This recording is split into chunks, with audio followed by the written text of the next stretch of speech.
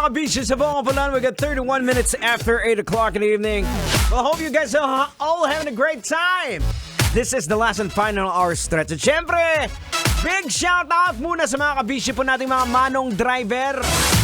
Ayan po, narinig nyo kanina, may tinawag tayong winner sa ating Love Knows No Boundaries.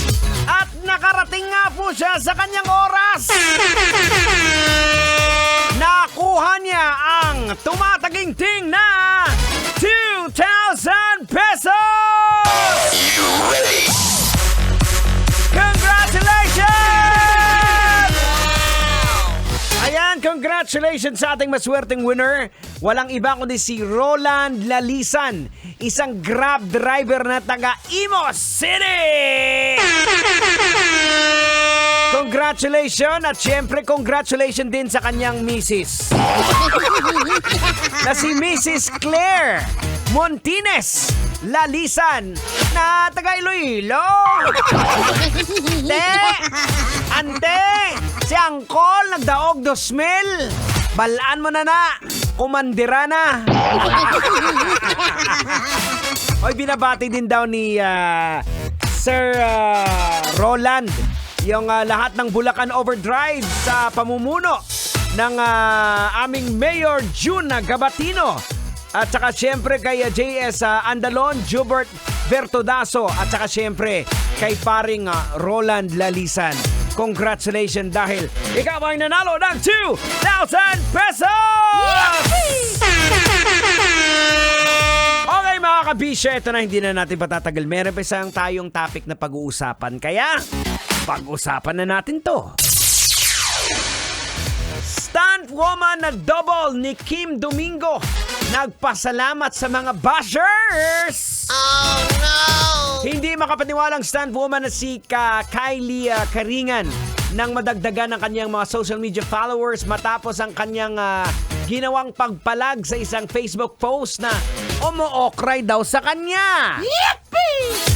Ikinumpara kasi ang kanyang looks sa actress na si Kim Domingo na bagong pasok sa action drama series na FPJ's Batang Quiapo, kung saan siya yung nagdodouble o gumaganap na karelyebo sa mga bakbakan at mainit na eksena.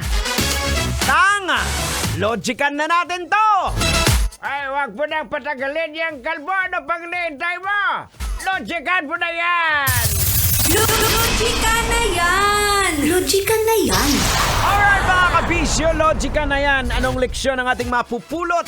Anong aral ang ating madudukot? Boards! Kailangan pa bang i-memorize yan? Basic sa panahon natin ngayon yung maraming mga taong mapanghusga. 'Di ba? Yung mema lang. Ang daming expert. 'Di ba? Gaya ng boxing, basketball, pag natalo yung pambato natin, ayan, lalabasan na yung mga expert dyan, yung mga commentator. O yun pa yung manamang tao, mga commentator, o feeling expert, yun pa naman ang hindi naglalaro ng sports na yan. Ang bihira naman, no? Now, logican po natin mga kabisyo. Binash po si Kylie Karingan na stunt double ni Kim Domingo, dulot ng mataas na expectations ng mga publiko. Kakulangan po sa pag-unawa sa trabaho ng stunt doubles. Alam niyo ba, hindi madali yung trabaho ng mga stunt doubles? At siyempre yung critical na pag-iisip sa social media. Tandaan po natin na mahalaga po ang kanilang professional na papel na ginagampanan sa pelikula at telebisyon. Parang ano kasi yung nangyari sa iba? Parang halimbawa, nag-hire ka ng tubero. Huwag mo i-expect, pati yung electrical nyo sa bahay, gagawin niya. Hindi ganon! Umayos ka, ha? Ang bihira. Ang dami kasing mema eh. Ay nako mga kabisyo, ang bilis ng oras. At ako po'y magpapaalam na. Maraming salamat at sana nag-enjoy kayo sa 3 oras sa biyahe natin dito sa programang EDSA. Ang tabayanan, ako may isa pang mananalo na driver sa susunod na programa. Makakasama niyo po si Rocky Terra. Susunod na ang Rocky's Secret Files. Ang tabayanan, ano na naman kayang top secret ang ating mapapakinggan mamaya? Keep it locked in right here on Metro's number 1. This is 90.7 Love Radio. Diego Bandido po, nagpapaalala sa inyo. On whatever you do Do it all for the glory of God. Kailangan pa bang i-memorize yan? Basic! Bye!